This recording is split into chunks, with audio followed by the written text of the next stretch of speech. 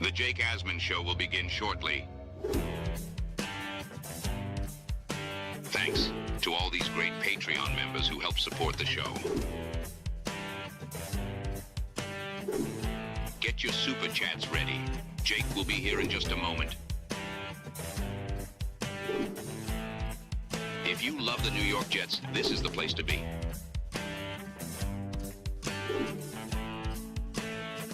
And now, the Jake Asman Show. Today, we're discussing Daniel Jeremiah's bold take on how the Jets need to approach the offseason with one of their biggest stars. That and much more. Robby Sabo will join us. It's the Jake Asman Show. Let's hit it and get it started. I let the organization down, and I let the players down, and that burns me. It really does. This season's on me, and we're going to work our ass off to get this shit exactly where it needs to be. A new chapter for the Jets has started. Aaron Glenn and Darren Muji are tasked with shaping the future of this franchise. Will they be the ones to finally get it right? We will be here for every step of the journey on the Jake Asman Show, breaking down all the storylines, every game, and everything in between. Please subscribe and hit the like button below. Super chats, baby. Cut the line. The Jake Asman Show starts right now. Here we go, Jet fans. Welcome in, everybody. Hit the like button. Make sure you are subscribed to the channel. As always, we are presented by FanDuel Sportsbook. Big thank you to everyone who tuned in to Don, Hahn, and Rosenberg yesterday. An honor to sit in for those guys with Ty Butler from 3 to 7. If you want to watch one of the Jet segments we did, posted a short clip of it earlier on the channel for some extra content here on a Tuesday. It's a Tuesday, which means we're joined by the founder of JetX and JetsXFactor.com and the co-host of the Underdog podcast with Jet great Wayne Corbett. It's our man, Robby Sabo. Mr. Sabo, happy Tuesday. Happy 1 week from right now, the NFL Combine getting underway in Indy. Yeah. Your texts are funny, man. I was getting close there. I was like, oh, shoot, which path is he taking? Yeah, dude, Combine. And, I caught myself earlier. I almost called it the dog days of the Jets offseason. And the offseason hasn't even started yet, basically. But for the Jets, the repeatable pattern has held true. So, the offseason feels like forever now because they haven't played in the playoffs, obviously. Anything draft related, free agency will be fun, but anything draft related, I think that's the route for the Jet fan right now.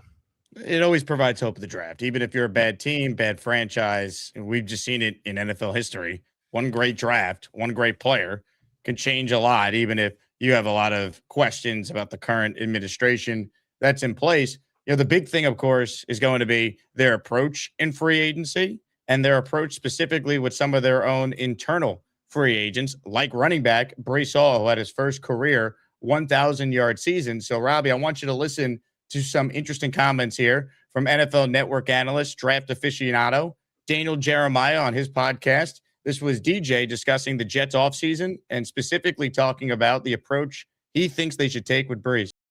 So those comments are courtesy of the Move the Sticks podcast with Daniel Jeremiah, and the other voice you saw there is Bucky Brooks, who's also a highly respected draft guy. Look, I'm all for keeping Breece Hall.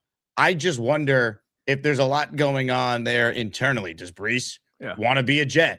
Do the Jets want to keep a guy who maybe is wishy-washy about being here? How would he react to the franchise tag? Harrison Phillips had those eye-opening comments on my show and speaking with Richie over at Roundtable Sports about that same old Jets mentality that they got to shake free from the building. Breece kind of embodies a lot of that. He's known nothing but losing. He can mope a little bit. We've seen that. I thought it was notable he wasn't voted team MVP, despite the fact he was the only player who had like a real statistical milestone on the team with 1,000 yards rushing. I'm not saying Breece is a bad guy by any means, but they didn't trade him. So I thought, okay, well, clearly they're going to keep him. Do you offer an extension? Do you use the tag? Just your thoughts there on what Jeremiah and Bucky Brooks were discussing. Can't disagree with Jeremiah. Listen, he plays running back, the positional value. We all know the deal. But I would franchise him. Yes, completely agree. I would not offer him an extension. The Jets are just not ready for that. It's not smart. Positional value factors into it in a big way. But also it's one of those unique situations where while I want to franchise him because I have the cap space, I have the maneuverability, I could do that. It doesn't if everything blows up, it doesn't kill you, it doesn't hurt you. But while I want to franchise him, I also want to take inventory and get his true thoughts and sit down with him and see what is going on. Now, uh, is there a goal behind that? Not really, because you don't know which way the wind is going to blow. But to your point, what was the description? He's not been a happy camper or whatever. It's going to continue if things continue to roll badly. So yeah, I'd franchise tag him, but I'd also take some inventory to see what his true thoughts are if they haven't done that already. But even if they have done that already, you got to do it again before the decision comes up. I just think if you're not going to keep Breece, what exactly is your plan? Because it can't be, as they're talking about, well, you just draft someone and you're all good. You're not going to find a Breece Hall in this draft. You don't want to use premium capital in the first or second round on a running back. I wouldn't take Jeremiah Love. I know he's awesome, but I just wouldn't take a running back when the Jets have so many other needs in round one. So then you start to talk about, okay, well, you're going to sign someone else in free agency. I saw today, Kenny Walker not expected to get the tag, but is Kenneth Walker going to come to the Jets? You're going to sign Travis Etienne. I think I'd rather just keep a guy I know is a good player in Breece. Maybe they use the transition tag, which could save them some cash.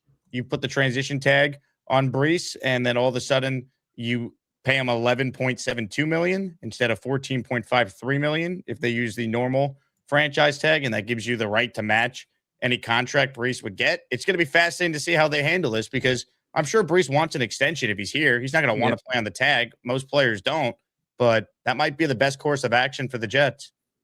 And listen, it's one of those unique situations. He might make noise to a point where he wants to force himself out to. I have no idea. I mean, I've heard conflicting things initially after the season. I heard from a few people within the know that he's going to be back. They're going to keep him and make that push.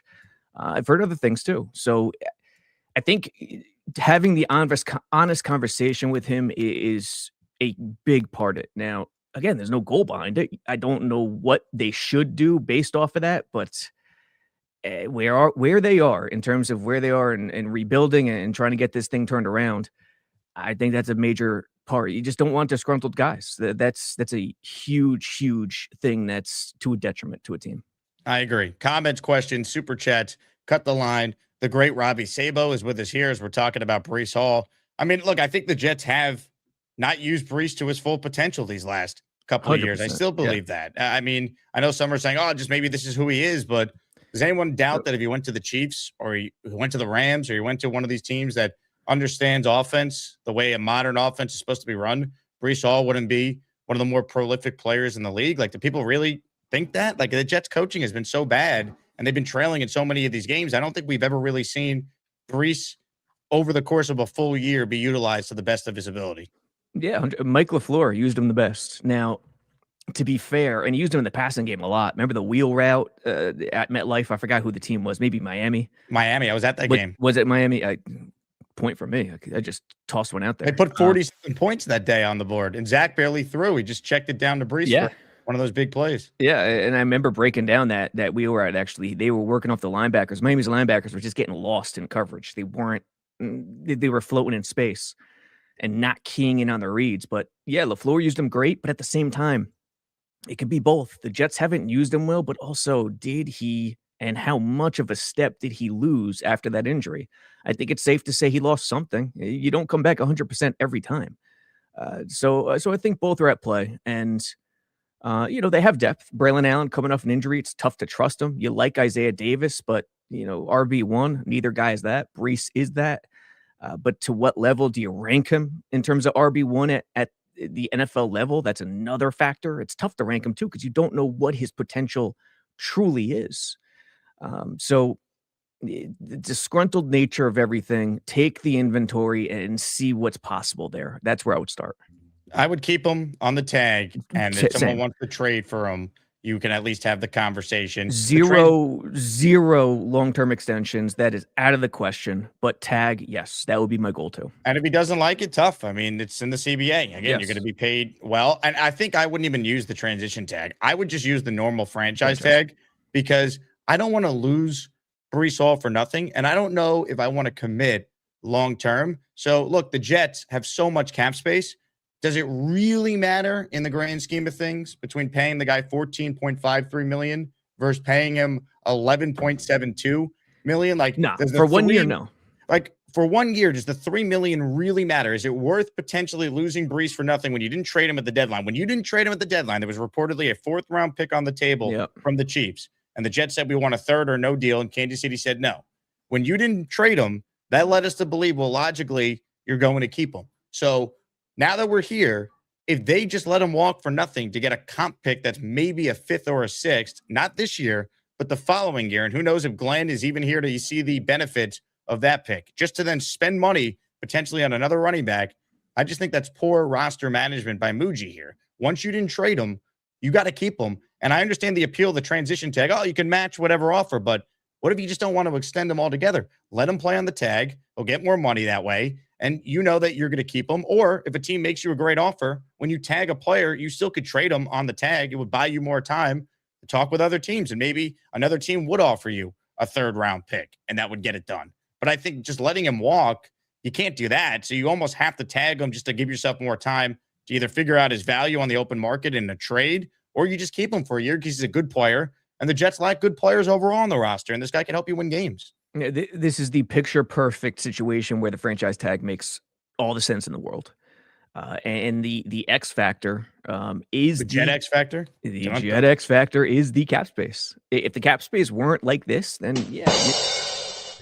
But boom. If the cap space wasn't like this, then yeah, you go into free agency, into the draft, taking that chance. You have Braylon Allen, you have Isaiah Davis, you draft a guy in the mid to late of the draft, and go forward. You could get away with that at running back sometimes with the positional value, but with that cap space, do it. Try to keep him. That's where I would be too. But at the same time, I would, man. You gotta try to, because you know how it is when you talk to someone, and it's probably especially that much more difficult in the NFL and the Jet situation with Glenn and Hall.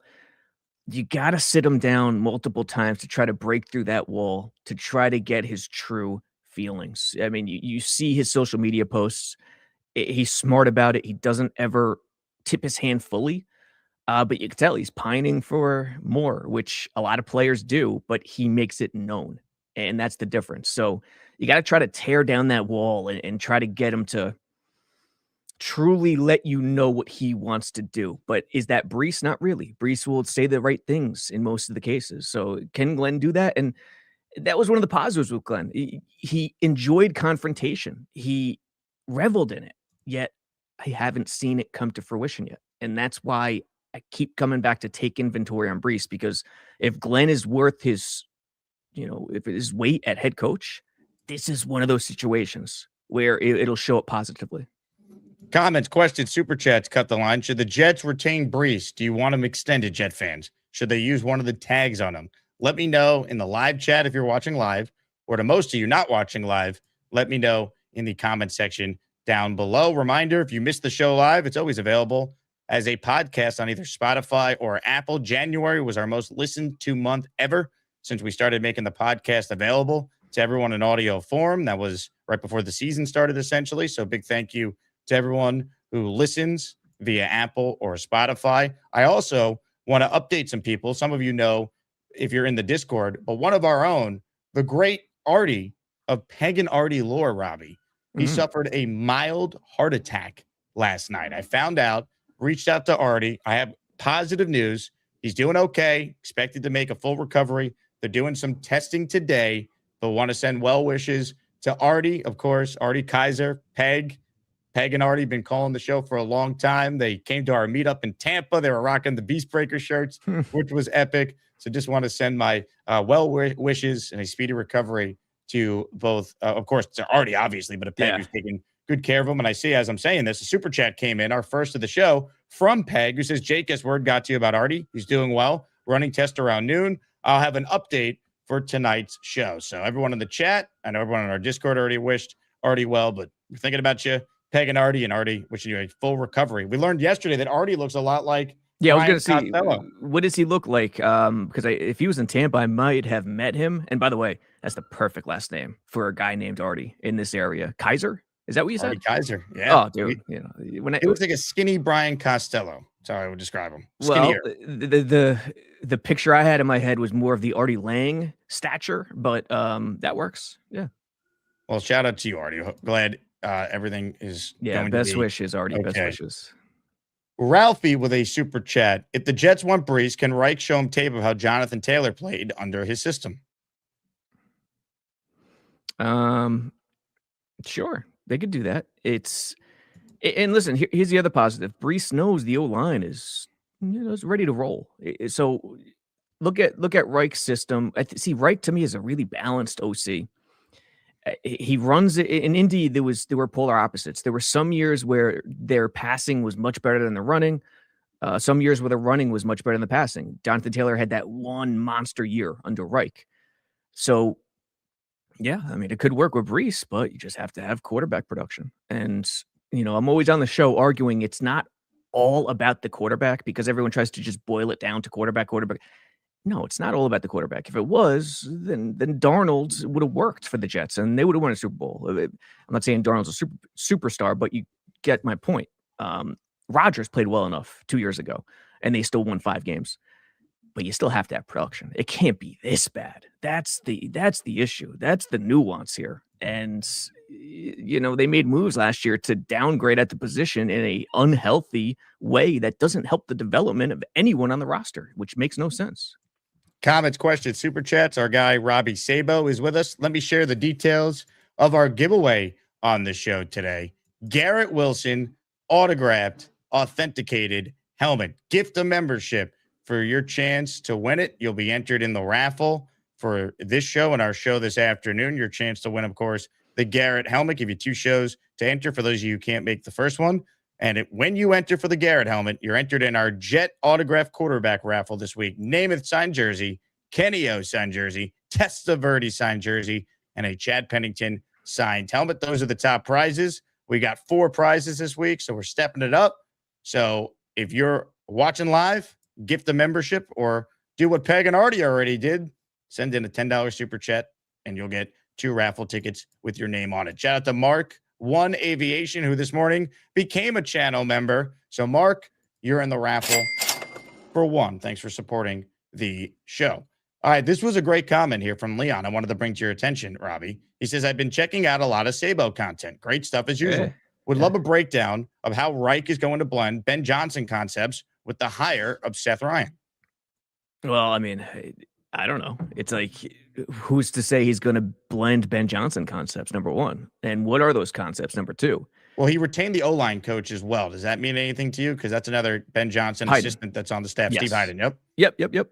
Listen, I'm not saying he won't combine and blend Ben Johnson concept. It's just, to me, it's more of a mindset. It's more play calling in today's game. McDonald's showed it in the playoffs in the Super Bowl. Offense, obviously, too. It's more of a mindset and timing and game flow type way. It's tough to explain. So it's not exactly specific concepts. Like if you look at Chicago last year, what are the concepts Ben Johnson loves to run? There's nothing outrageously unique about it. In fact, we saw so much more craziness with Detroit Ben Johnson as opposed to Chicago Ben Johnson with fake, crazy plays, trick plays, all these fakes, different things. They went too nuts in the playoffs when they lost to Washington. Because it's based on personnel. It's based on who he has. It's based on the situation. So when I watch Reich from Carolina to Indy, what you like, I don't think about Ben Johnson and blending it. I think more about Ben Johnson in terms of how he wraps his offense around the situation. And I saw that with Reich each year in Indy, depending on who his QB was, and then Carolina with Bryce Young.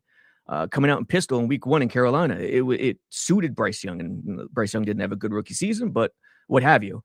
So I think of it more along those lines. How does he construct an offense on a week-to-week basis, year-to-year basis for the situation?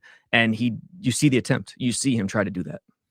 Let's just hope that there's a nice blend if you want to be optimistic, and Reich is able to adapt to modern times while also being that steadying voice for a quarterback and see the game through the lens of a quarterback. Look at Chicago. If you want to have fun, track Chicago's offense this past year. The first month, if I'm not mistaken, and everyone listening, correct me if I'm wrong, but the first month they struggled like hell to run the football. They just could not run the football. And something clicked in October. And I think October's the month when smart play callers, smart defensive or offensive architects figure it out and realize what their unit's identity is. You shouldn't know it. You could have an idea, but you shouldn't know it coming into the season. You shouldn't. It has to evolve, and you have to get a sample. And at some point in October, Chicago, Ben Johnson, with Caleb Williams, they did something that allowed the running game to trigger, and it started working. And they just kept going and kept going.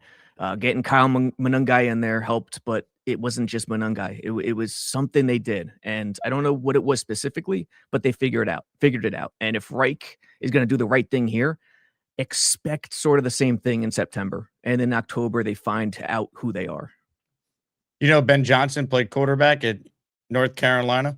So many of these guys, the best minds, North Carolina, they were college quarterbacks. Some played at D1, like high-level D1, like Ben Johnson did. Some played D2 or D3. Sean McVay was like one of the better D3 QBs ever. If you go back and look, like he was up for the D3 who did he Heisman for McVay D3.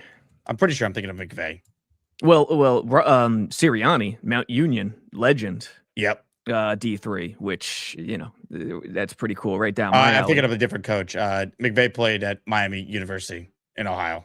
Okay, I mean, listen. Who am I thinking of that was the D3? Maybe it is the name you just said. Sirianni? Yeah, Mount Union. Mount Union is the preeminent D3 football college. It's been that way for, 2 decades, 3 decades, maybe even more. Who else came from there? There was a receiver. Shoot. Can't remember, but yeah, dude, I think it's like you just can't force an identity. You got to figure it out along the way. And to your point with quarterback, it wasn't always like this back in the day. Like, I just think the game is now lending to that with open space. You can't play defense the same way. Yeah. So the quarterback, if you have the right infrastructure for that quarterback and the right coaching, right? It's what Steve Young has always been saying. And you've been all over this too. That's just where the game is now. It's so easy to complete passes today compared to 20 years ago or even 15 years ago in Rex's era. Completion percentage keeps on going up and up and up and up, where yards per completion keeps on going down. It's at the all-time low. So what does that tell you? Offenses have taken, it started with Bill Walsh in the early 80s, and that has evolved into just short passing easiness. And if an offense is executing perfectly, it's impossible to stop. So you see defensive strategies where they allow Saleh. We saw it with Saleh with the Jets. We see it with McDonald with Seattle sometimes. They allow in between the 20s. Not allow, but they're very soft. They're very cautious because they know if they give a big one over the top, it's going to break their backs. So they allow it, play red zone defense. Saleh, red zone D, red zone D, red zone D. That's why red zone D is the biggest thing, because it eliminates space and defenses could start playing defense like they used to be able to. So, yeah, man, that's why the quarterback mind has a leg up, because it's become that much easy. It's become so easy for quarterbacks to play these days. Pierre Garçon is who you're thinking of from Mount Union. Garçon. Not to be confused with Andre Reed from Kutztown, D2. My Kutztown folks. I had a bunch of friends there. John Anello, great call. It is, in fact, Pierre Garçon. Yes. I'll give you a great D3 football player that I watched. I watched the offensive lineman on the Bucs, who's already retired, but had a great career, albeit a brief one. Ali Marpet. Remember him? Yes. He played at Hobart. So I remember watching an Ali Marpet versus Ithaca College game when I was the broadcaster for Ithaca football back during my college days. And it was like, men versus children for him. It was ridiculous. Yeah. What was the matchup? Ithaca versus Hobart. He was a guard. Not exactly, Lombardi, versus the Bears back in the day. Yeah, it's amazing. He's already out of the league. He was a second-round pick in 2015, 61st overall pick. Played at Hobart from 2011 to 2014. Was with the Bucs from 2015 to 2021. Yep. Made a Pro Bowl, won a Super Bowl, retired, has all his brains, 32, made a ton of money. Great life. Where did Woodhead go? Why don't I remember that? Danny Woodcock, to quote Joe Theismann.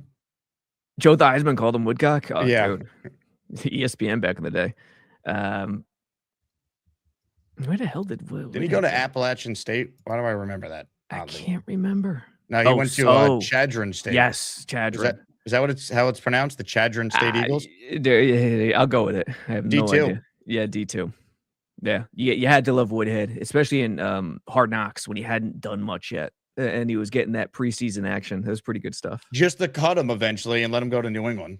Yeah, and then he did some things with New England. I don't think he was ever on a team that won a title with New England, if I'm not mistaken. But still, he missed the Super Bowls, but he was there. He played in one. Yeah, had to rip the heart out of the Jets fans for sure. That was rough. Jet from 08 to 2010. That last preseason game was always the Danny Woodhead Invitational. He'd always show out, and then Patriots from 2010 to 2012.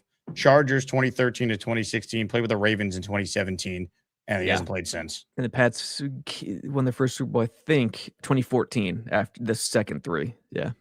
Apparently he's a golfer now, according to Common Country. Interesting. That's a short-ass golfer, I'll tell you. Some super chats here. Robby Sabo is our guest. Enter for the Garrett Wilson signed helmet. Appreciate all of you who are tuned in. We're going to talk more about the offseason and the draft in just a bit. Plus, I posted the call-in link so we can do some calls on the show. But this super chat's from our guy, the big fella. He writes in, transition tag, Breece. Braylon's done nothing. Davis has been only okay. This is a no-brainer. Look, whether it's the transition tag or the franchise tag, I'm in favor of the tag. I wouldn't do an extension. But I think I lean franchise tag. Why risk any scenario where you could lose Breece for nothing? You put the tag on him. You know he's yours, and he's getting more money. You use the transition tag, no one signs him, then maybe he's a little upset he's only making 11 on the tag as opposed to 14. I get it. It's a business. You don't worry about people's feelings all the time, but you have all this cap space. If you want Breece to be bought in, say, look, we're going to tag you, but we're going to use the franchise tag to show our value to you, and you'll make more money. And maybe that gesture would go a long way with the player. I don't know. I'm just obviously trying to put together a way where you can massage the message. Can't argue against it. I can't. That would be my strategy too. Again, long-term negotiation off the table. This is the big boy league, the place they play for pay. So if he's disgruntled, so be it.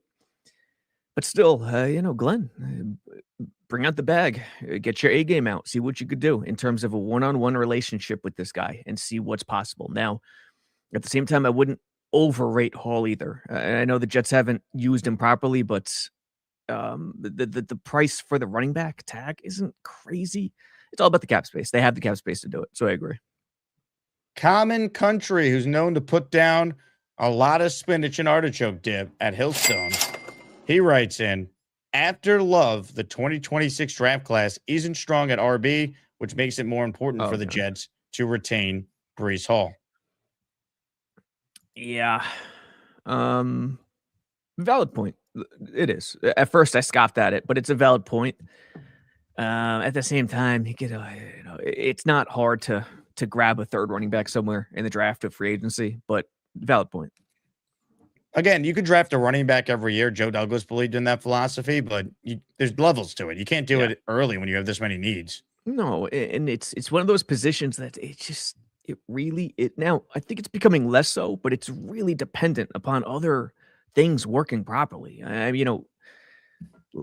RB2s in Jets history who were so fond of the heart of the Jet fan, Lamont Jordan, Sean Green, didn't exactly tear it up in their second careers. Lamont Jordan went to the Raiders. Where did Sean Green go after the Jets? Great question. Right? Wasn't he a Titan? Why don't I want to say he was a Titan? Yeah, maybe he was a Titan. And okay, he had a short career. He did not last long post-Jets. Short career. And it was more physical back then. Tennessee, by the way. Jet from 09 to 2012. Then he was a Titan in 2013, 2014. He only played 6 years. It's amazing how short careers could be for certain guys. Yes. And listen, running back careers could still be short these days, but it is different. The physicality, like in between the trenches, in the box, one-on-one, it's worlds different. Do you remember Lamont Jordan? What a beast. Can you imagine trying to tackle that dude? He was ridiculous. You don't find those guys these days. That running back is extinct in pretty much Allstott, Jordan. But I'm running wild with my thoughts today. What were we talking about? We're going inside the mind of one Robby Sabo. It's a dangerous place. It's a dangerous place, my people. Inside the mind of Robby Sabo. Yeah. All right, next topic. Robby, what do you want to accomplish with the rest of your life? I'm gonna be a pro golfer before I hit the age limit where it's got to be the senior tour. Robby, Yeah. why do the Rangers suck? I'm gonna get serious. What, man? Asshole. Will the Knicks make it to the finals, Robby? Oh man, Knicks are gonna lose in round 2. No. How dare you? What type of mind do you have? Defense, brother. Defense. Now you gotta love Sochan and Alvarado. Gotta love those additions, but the defense, it's just, chucking too many threes leads to transition D-ops. They have to do whatever they can to limit the transition defense opportunities because they're not athletic enough. Here's their one title hope. If Diawara could turn into a top 8 rotation guy, because he's athletic and long, and that is exactly what they need. Gotta hope Muhammad, that dude, does it. Comments, questions, super chats were presented by FanDuel Sportsbook. Did you hear that question from the demagogue? What do you think? You think Knicks have a chance to win? I think they could get to the finals. I'd question if they could win the title. I think they could get to the finals too, but just predicting, something right. They're so streaky, which means they just live and die with the 3 way too much. All these teams have issues in the East. That's the thing. There's no clear elite team. Now, I'll tell you what. We're presented by FanDuel. Knicks return to action on Thursday. I think this is a big game. Right now, the Knicks are 4-point favorites against Detroit. The first 2 times they played the Pistons, they were embarrassed by them. The last one, the Knicks slapped by the woodshed. I mean, the last one, the Knicks basically punted on the game. They didn't play Cat. They didn't play OG. They had won 8 in a row going. Detroit was without Duran though. Right, but it's like the Knicks didn't want to show their hand. Well, now both teams are going to be fully rested. You're at home on Thursday. Detroit went into your building in the playoffs last year and won 2 of the 3 games. If you're the Knicks, this is a set the tone type of spot here to say, hey, like, we're still going to remind you, we're still the best team. We still beat you in the playoffs. Like, Detroit has not won a playoff game in 15-something years. Like, the Knicks have had this rise now where typically in NBA history, you got to be beat in the playoffs before you eventually make your run and break through. Like, you look at the East right now, who knows what condition Tatum would be if he were to come back. Obviously, Detroit is unproven. You go down the line, Cleveland, I mean, they added the biggest playoff choker of this generation in James Harden. That was their big move. This question them. Toronto, Orlando, like, name me the team. Philly, see, their issues. You're so right, but at the same time, the Knicks should be so much better right now. Like, how in the world did they survive without Mitchell Robinson all year last year? How? It's mind-boggling to me because he's literally in my eyes, he's their second most valuable player. He does that much rim protection-wise, defensively. I can't believe rebounds, the second chance opportunities. I can't believe it. So I think they should be so much better right now. And now here's a shock. Even though I'm really down on the Knicks, I don't believe in them because I just don't. Even though this winning streak, they started doing the right thing. They started slowing the game down, working for higher percentage chances, letting the threes come later. I think they're going to win Thursday at home against Detroit. I think they're capable of, when they're at their best, playing anyone. Like, we've seen that. Like, look at their NBA. They got to be hitting their shots. The Spurs. But that's the thing. Like, they don't have. Maybe they could find it. They don't have that reliable ace in the hole they could just rely on. In years past, it was get dirty, outwork you, outlast you, and they don't have anything like right now for me. We'll see, but I think they'll win Thursday. I think they're going to shoot the lights out at home. I'll be in the building, baby. Nice. Go New York. Nice. Go New York. Go. Ozzy Fuller's checking in our Garrett Wilson signed helmet raffle. People enter. I'm going to get the membership because we're 36 minutes in and no one's gifted yet. Ozzy writes in, can we take the jump like New England with draft choices and free agency without a top tier QB? They could definitely be better, Ozzy. I don't see the path where the Jets could be in the Super Bowl. Can they take a jump in performance? They better. I mean, it's tough to be worse than a 3-win team and how they look down the stretch. It's tough to picture like a jump to, let's say, even 8 or 9 wins when you just have so many questions about the head coach and the quarterback. We don't even know who the quarterback is at this point. Yeah. But first, I'm going to address Leon. It's a faster paced game now. Everyone just lives and dies with threes. Yes, that's true. But the Knicks are a slow team. That's what you're missing.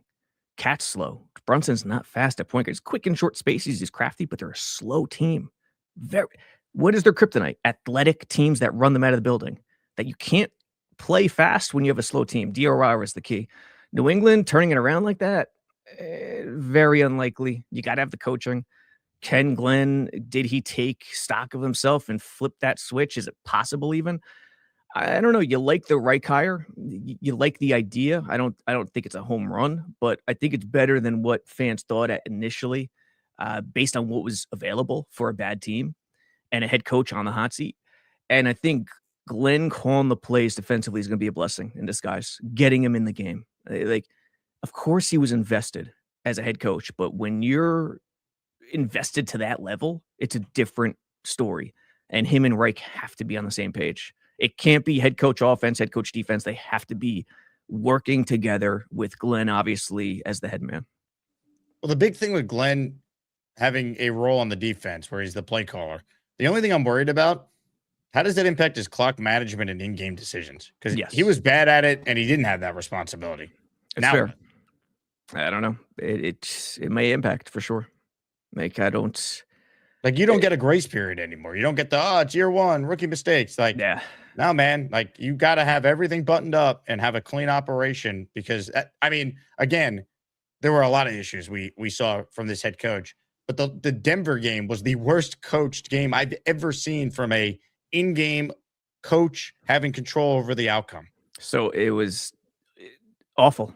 It was 0 out of 100 score. It mind-boggling that it could go down that way. I don't care if it's your first game coaching. It really was that bad.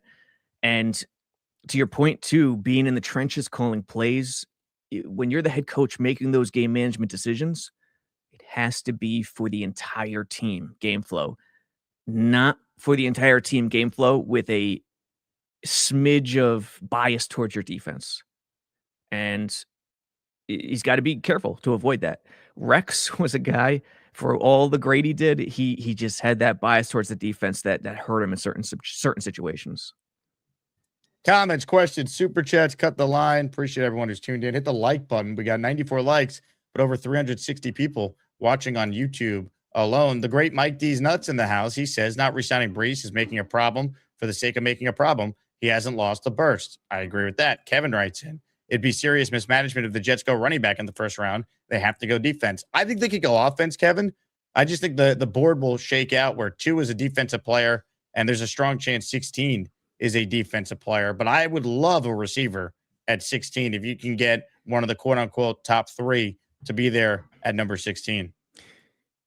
2 things. Are you warming up at all in terms of downs at number 2? I can't lie to you. When you watch him, how could you not be? Because, again, if he doesn't go 2, is he not going to go 5 or 6? If you throw positional value away, Downs is my pick 10 out of 10 times. I like Reese more than the average person, but Downs would be the pick if you throw positional value away. But now you have to factor in positional value. Would you still do it or no? I'm still leaning Reese, but it's getting closer and closer. And the other thing, Derek Carr, my dude. Who do you think what was the quote from David Carr? Confetti and parades, and we're only returning for a Super Bowl. What was it exactly? Derek Carr basically saying he's not going to play unless he can go to a team that could win a championship. Who do you think you are, Derek Carr? I'm glad you want to talk Derek Carr, number 7 on the Jets, soon to be. Here's the full quote. We'll play it, and then you can react. Would I come back? The answer obviously is yes. Good. Okay, great. But I have I had to say no a couple of times so far. Yeah, Will, we know that. Do I have any purple and gold? Go Lakers. Oh yeah, that's what I mean. It's Laker season. That's right. I told you this. It hasn't changed from the first interview that we did. Tell them. Okay. Tell the people. All right. Would I do it? Yes. Would I do it for anybody? Absolutely not. Nope, there's no way. I know from experience. In the last couple months, he would not. So stop calling unless you're serious. Unless you're trying to make a run at this thing. Yeah. Right? The confetti falling. Listen. The Lombardi in the sky. That's what we're after, okay? Yeah. That's what we're after. So would I do it? Absolutely, I would do it. I told you two things. I'd have to be healthy, and I would want a chance to win a Super Bowl. That's two pretty And good obviously, factors. that's a tough thing to find. That's hard to do. That's not easy. I'm going to tell you right now, though, I know you're healthy. So, I mean, he said that they've already said no to teams. And it sounded like this was like a conversation at the end of last year with some teams. Like I'm sure Indy, for example, as they're reaching out to Phillip Rivers, they checked in with a guy like Derek Carr. But again, I'm with you, Robbie. Who does Derek Carr think he is that he could be like, I'm only coming back if I can win a championship? What championship-ready team is saying, yep, Derek Carr, you're the difference in us winning a ring or not? It's like, look, I get strategy. You want to try to get it out there and try to get to the Vikings. Totally understand that. But the way he's talking and the way his brother's talking, who are you? Joe Montana, who retired at 28 and is just chomping at the bit to get back? Come on, dude. What you did in your career, really nice moments, but let's relax here. And I'm actually writing a story. Carr and the Jets are sort of unwittingly perfect for one another based on that awareness. Like, come on, dude. Super Bowl confetti, relax. And then number two, the Jets. He's never won a playoff game in his career. And number two, the Jets, kicking a Hall of Famer out the door, no matter how much you hate him or like him personally, without a plan at quarterback. Again, who do you guys think you are? So they're kind of perfect for each other. Let's be honest. Sad but true. Sad but true. Comments, questions, super chats, cut the line. Cattle says Carr thinks he's 2020 Brady. Yeah, or Peyton Manning going to Denver. Stop it. Like Derek By Carr, the way, would would I not take him? Of course, I would take him, depending on the situation, what you trade and all that stuff. But let's just keep it real, as the kids say. Let's keep it real. It sounded like he already told the Jets, like, thanks, but no thanks. Yes. But if he has no other option and the Jets, like, circle back around, guess what? Yeah. You might say, all right, I'll play. Yeah. What is he, 34, 33? I believe he's 34, turning 35 this year. He's still young enough, and you got the Musgrave thing. He turns 35 in a month, basically. What is this Musgrave thing? Is this Nathaniel Hackett 2.0? What's going on? He was good with Musgrave a decade ago, so it must mean that it's gonna be the same thing again. Who are his Raiders receivers? Maybe they could coax them out of retirement as well. Like 2015 Raiders. Yeah, Randall Cobb, Lazard clones. Unreal. Leon with a good question here. Robbie, what is your ideal and realistic QB room for the Jets in 2026? Do they go 2 vets and a rookie, or 1 veteran stabilizer and 2 rookies? I mean, I guess it would be, Cousins. Willis intrigues me, but I don't want to go crazy, and I think his contract's going to go crazy. So I would say Cousins, and then a day 2 guy, maybe Nussmeier, maybe Drew Aller. I know Drew Aller's going later. Drew Aller could be the really, high risk, not high risk, but higher ceiling type guy who's got a smaller percentage chance to get there. So I think it's that Cousins and one of the day 2 guys. Not loving it. Yeah. I mean, I would take Kirk and another vet and a rookie. I think Kirk's the best of the bridge options, but I think he'll have other options besides the Jets. I could see Minnesota reaching out to Kirk Cousins. I could see that being a fit that would make sense. Bring him back and let him play. And JJ McCarthy is the backup where they compete, and Cousins will win that job. And then cue the "I'm coming home" Mello video on top of it. Sure. Common Country checking in. Mike LaFleur already put himself on the hot seat, adding Hackett as his OC. It's just amazing that Nathaniel Hackett is the OC. Hackett's the OC. Mike LaFleur. I knew he hired him. I didn't know he was the OC. Yeah, he's the OC for LaFleur. Isn't that insane? I mean, I'm sure Mike's gonna be calling the plays, but yeah, that's why it's wild. It all goes back to the Jets somehow. Oh, dude, you're probably a little too young. But do you remember Paul Hackett in the early 2000s? Well, I remember the end of Paul Hackett. Never do I remember a Jets era. And listen, that was the first era I remember, but the criticism for Paul Hackett was as insane as I've ever heard. And I was right there with him as a fan. Um, Little did we know, 20 years later, his son would surpass him with flying colors. It's unreal. Yeah. Edutain Me says, my favorite guest, Robbie's a gem. Yes, sir. That's what they call me, Mr. Gem. Shout out to our guy, Indy Jets, who says, thank you, Jake, for sending me a great Jet polo shirt. You're truly a wonderful guy, and I hope I can make it to a home game this year. We can meet and have a celebration, drink together. Man. Indy, hang in there, my friend. Indy's Jake sent me a Rangers, what was it? Polo jacket? What was that? I thought you were going to mess with me and send me Isles stuff, but you didn't. Kudos. We got quarter zip for you? Yeah, shout out to Indy, though. He's going through a tough time health-wise, and appreciate all his support. He hasn't called in a lot because something up with his voice. So we're thinking about you, Indy. I love that you can still tune into the show every day. It means a lot. Yeah, man. Yeah, get well. Doc Jet fan says this must be one of the slowest news cycle times for the NFL, and yet hats off to the Jet fans. When we win the Super Bowl, no one will be more deserving or enjoy it more than the Asmaniacs here. No doubt. I love this time of year, if only because I could get into, and if I have time writing, and I do right now, like I'm not a miserable son of a bitch. I'm actually kind of happy because I'm balanced and I'm writing and I'm creating content. But you could get into the old stuff, like write history and write, get some rankings going. So if we could talk Jets history, that's the stuff I love. We love Jets history, baby. Yeah. Check out the Vice TV. Don't call it a comeback doc. You want some Jet history? I haven't checked that. I got to check that out still. Damn, I got to check that out.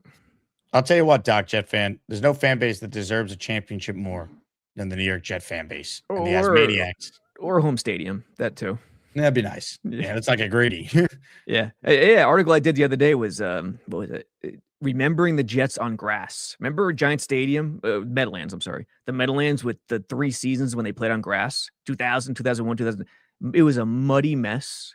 Yet some of the best moments were from those 3 years. The 2002 play to win the game season, 2000 outgrow, they missed the playoffs, but crazy games.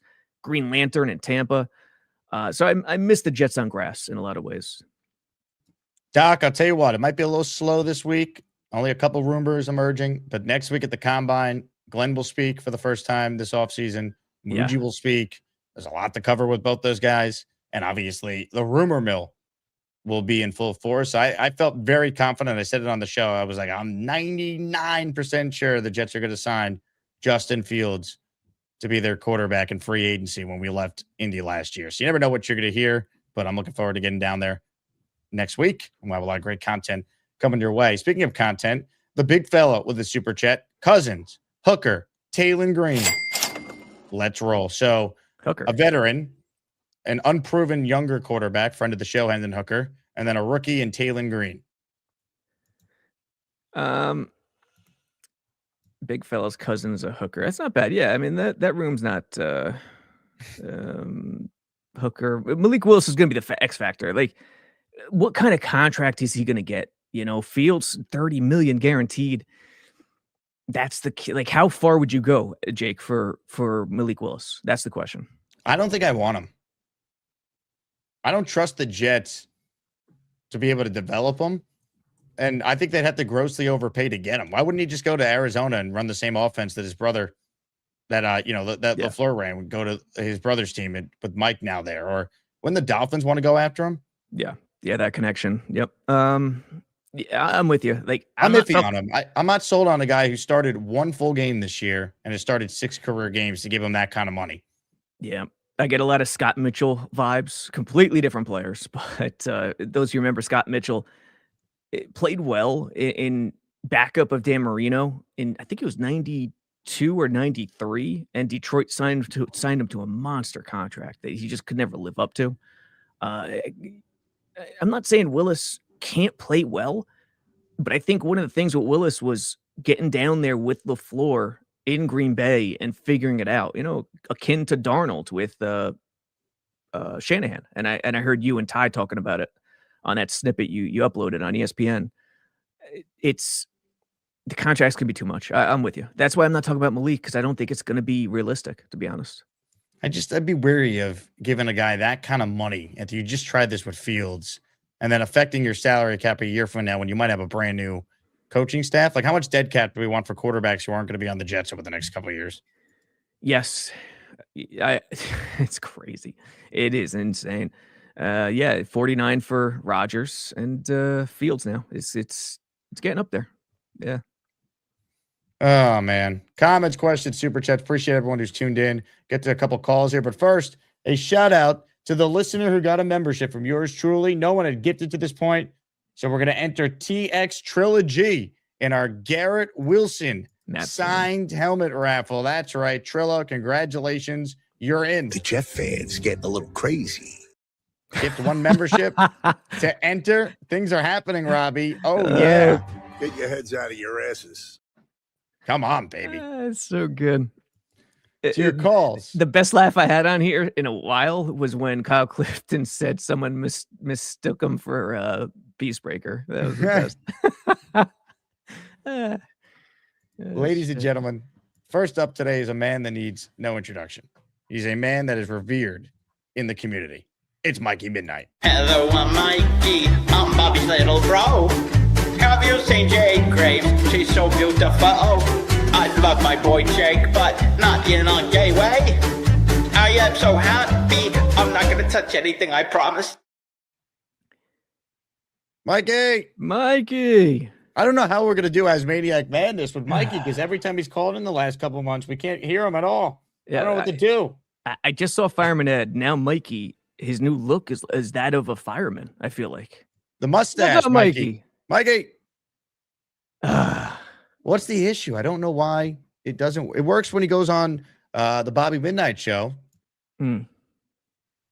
Mikey. Mustache McGee. Dude, he could be on one of those fireman calendars, March, April. I don't know which month, but yeah. Mikey, you're doing things, man. I've never seen a more handsome man. I just wish I could hear him and see him, I guess. Mikey, keep trying. We'll do our best here. Yeah. Comments, questions, super chats. Mike DeRamo, shout out to you, Mike. Appreciate you. He is in the Asmaniac raffle for one. Woo, woo, woo. Woo, woo, woo, woo, woo. Mike, your membership went to Les Pronto, so Les, you could thank Mike DeRamo for making you a channel member. All right, I know what we could do. We could say hello to a man who's revered by this community, a very polarizing figure to some. Ladies and gentlemen, it is time. I said, it is time.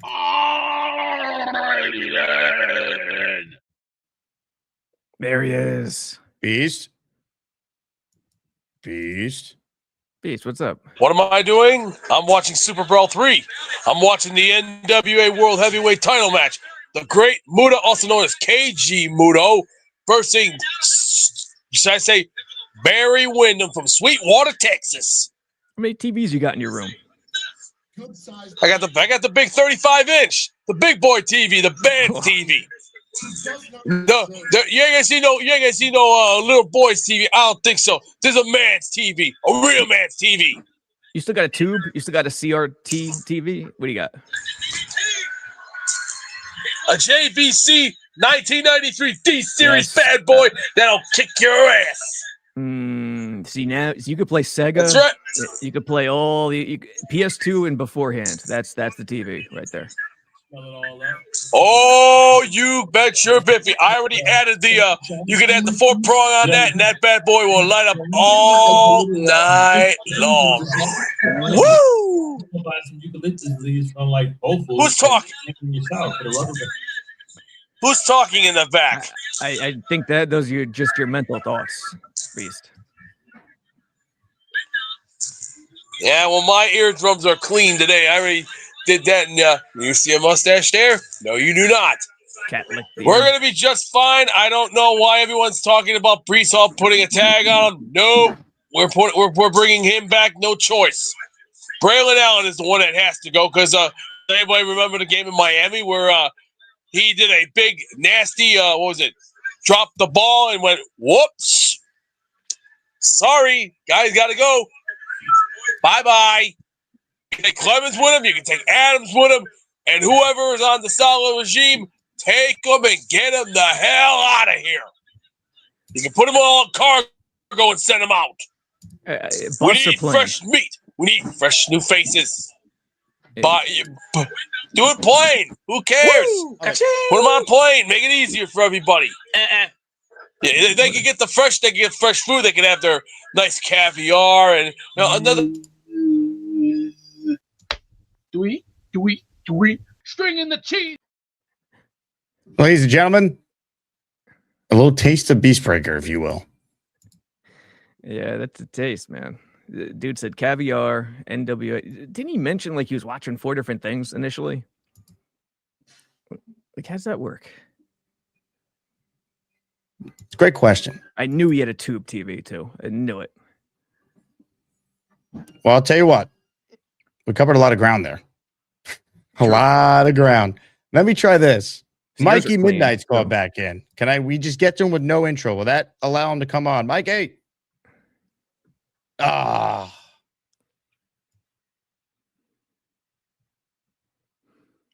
Mikey. Yeah, we're like 8 for 8. It's not working. Uno in the raffle for 2. Jake, they're talking about you on ESPN Radio. Yeah, I got a couple texts. Apparently, Carlin is hammering me for having Meta on. Really? Yeah, Carlin is just destroying me apparently on the radio. What's the point of contention? Someone let Jake know and me know. Niche is apparently, because he doesn't cover the team anymore because the thing with Douglas or whatever happened there where he got removed from the beat. Yeah, I'm like, okay. I mean, he hasn't been on Eddie's show until he did my podcast at Joe B's. He's got a lot of insight on the organization. You can take it with a grain of salt. We bring on people on this show that have different opinions. So. See, this is the thing, and this is what my live pushback would be. I mean, if you brought Manish on, and listen, I've always had a fine relationship with Manish. I think if I said hi, he'd say hi back, as even right now. But and it's been years. But if you brought Manish on and had a headline celebrating him and saying, you're right, for dragging out the red carpet. Okay, I understand that criticism. You didn't do that. You treat the audience as if they have a brain. That's the difference.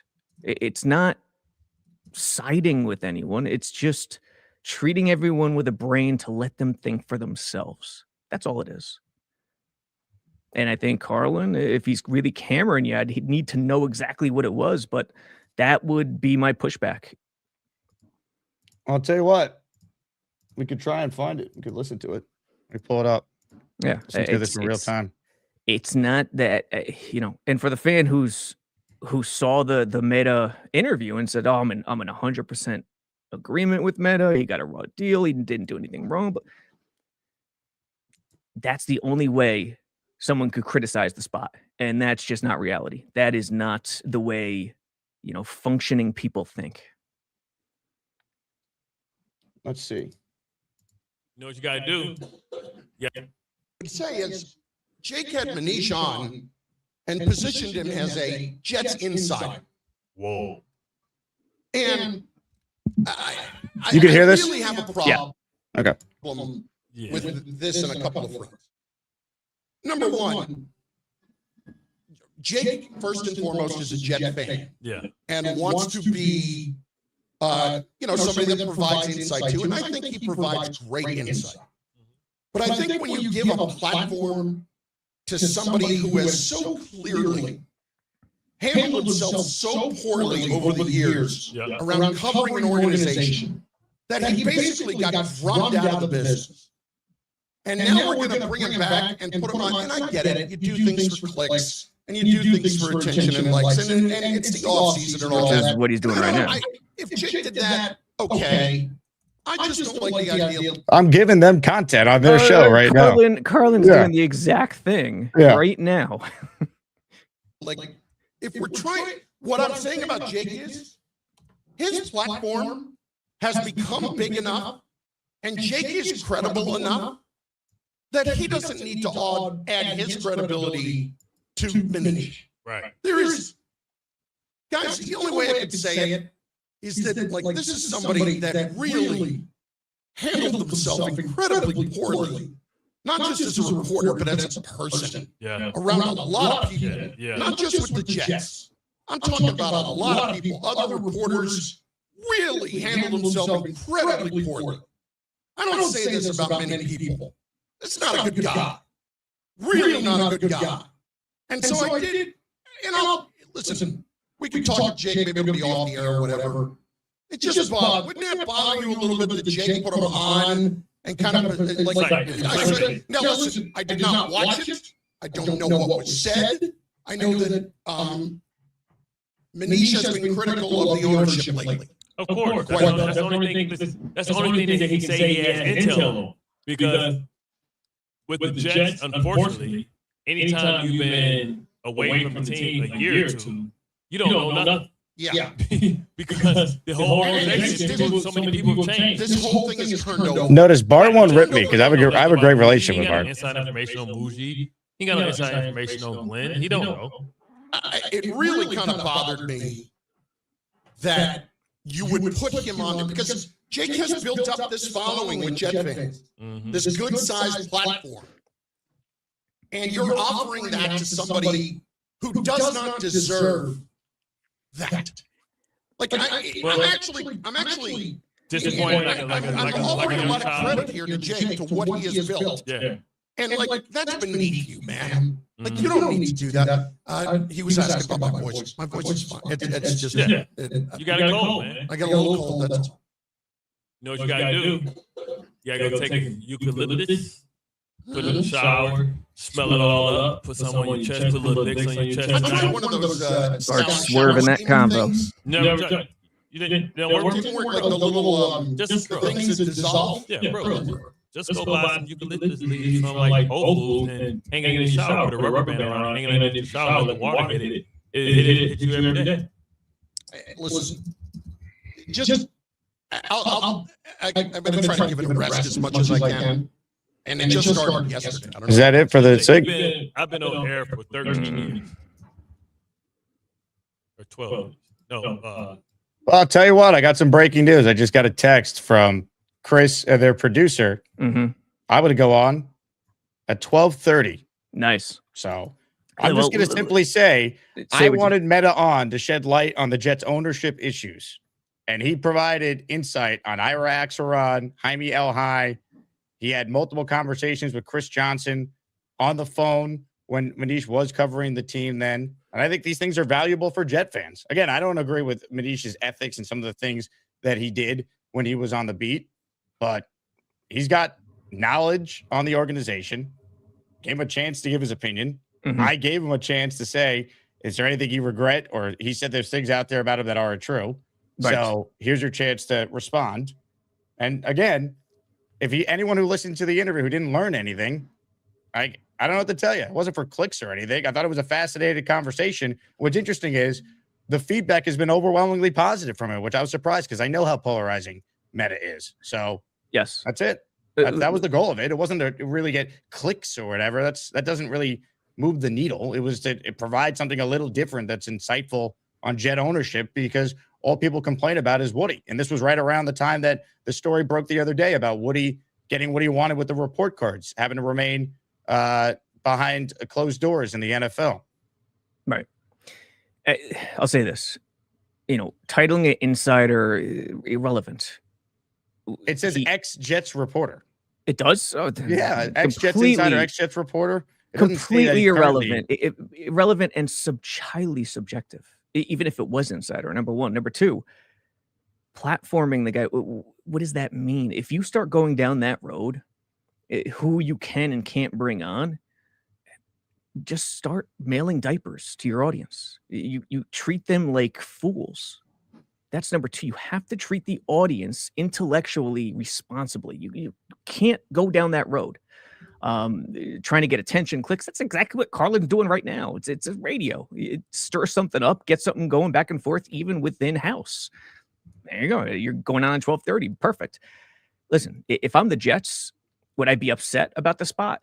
Manish, coming on, going on Joe B, going on you. Yes. And I think the Jets have every right to be upset. That's number one. Number two, there was valuable information Manish said. And I've always said this, Manish, he is a writer, hell of a writer.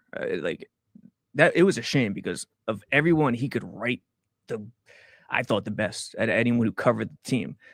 But if you really paid attention to what he talks about, it's everything. And I'm not saying it's invaluable or it's not valuable. It's valuable. Everything he talks about is off the field stuff. It's never on the field, in between the lines, at the actual football part of it. And on top of that, when he went through the diatribe of sort of taking the high road and people did unconscionable things to him, I was nodding my head. I was like, okay, I get it. I get it. Maybe you did get screwed some ways, but where is the I also went too far also? I never heard that part.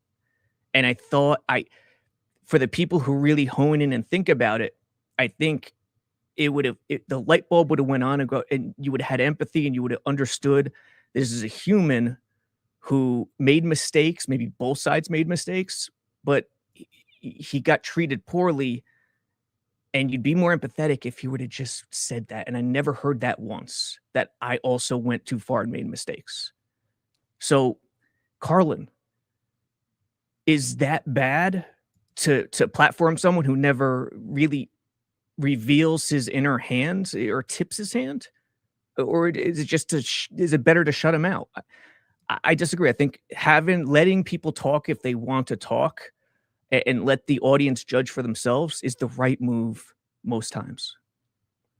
Comments, questions, super chats. We'll cut the line. Very well said, Robbie. Appreciate that. I'm looking forward to the conversation with them on the radio. Bino says, who are they to say who you could have on? Seriously?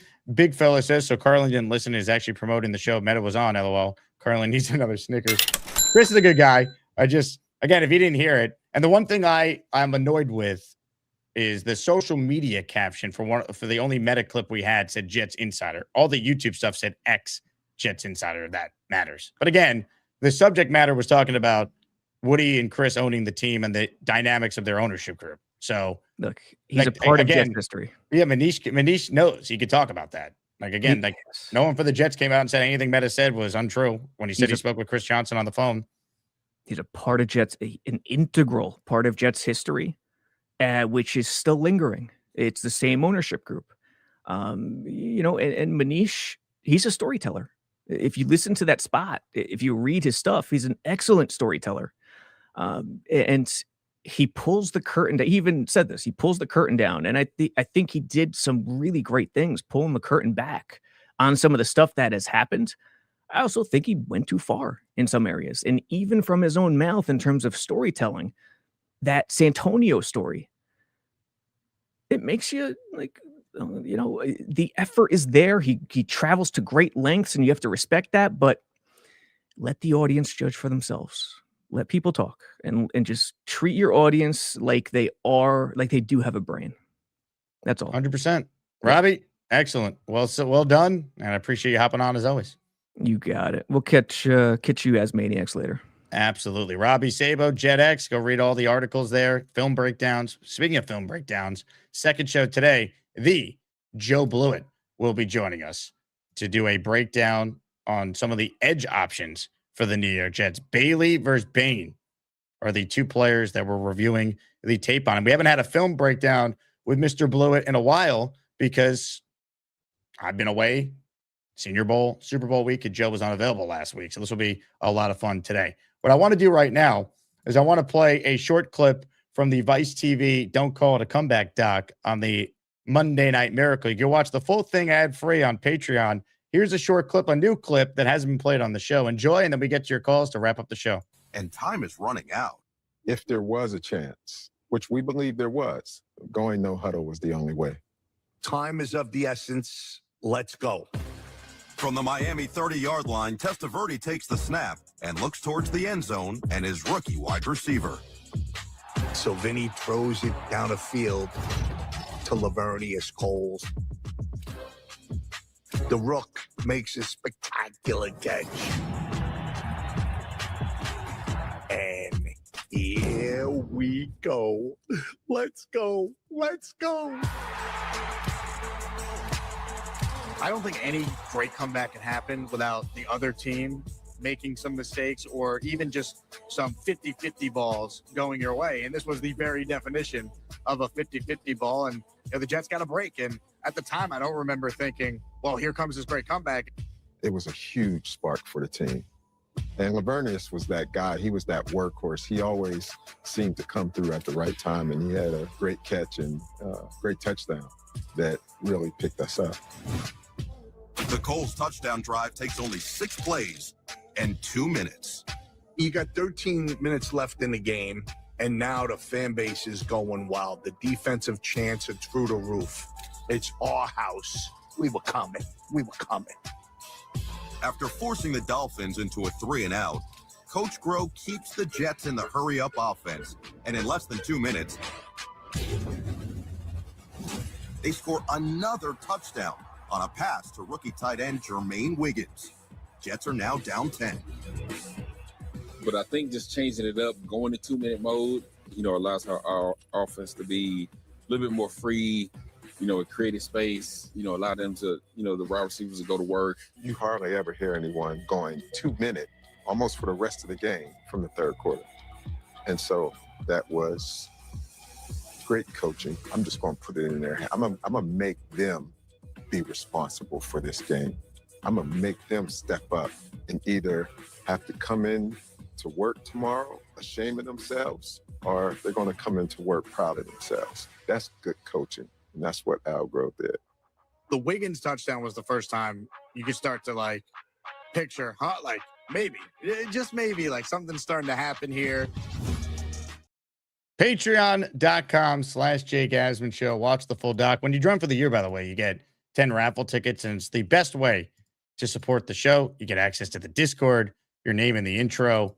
Appreciate everyone who supports us via the Patreon. You guys are the best and make the show possible year-round. Super chat from Oregon Jets. Oregon, I got an email today that your autographed Joe Namath helmet is expected to be delivered to your Oregon address today. So you got mail coming your way. Appreciate your support. You ain't popping if you don't have haters. Yes, the great Bob Salo, I believe, said that. Jets carpetbagger, 27 months of being a channel member. Funny how we dodged the bullet by getting Rodgers over Carr 3 years ago. Now desperate enough to risk taking Carr, gets injured a lot. Not only is he injured a lot, he's coming off a year where he didn't play football. He retired. Again, I just think there's other options than Carr. If they took Carr, you got to add another veteran with him. That's where I'm at. More calls now, shall we? Jason in Jerusalem first in this segment. Hello, Jason. He's got the Mikey Midnight syndrome, I see.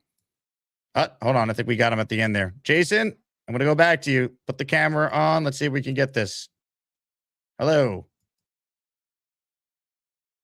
All right. We'll try again when he calls back in. Johnny Boy's next. Hello, Johnny. Yo, what up, Jake? What's popping, Johnny? Bro? Hey, man, you got cats talking about you. If they can't keep your name out of their mouth, I mean, you're not doing something right. Well, bro, keep doing your thing, man.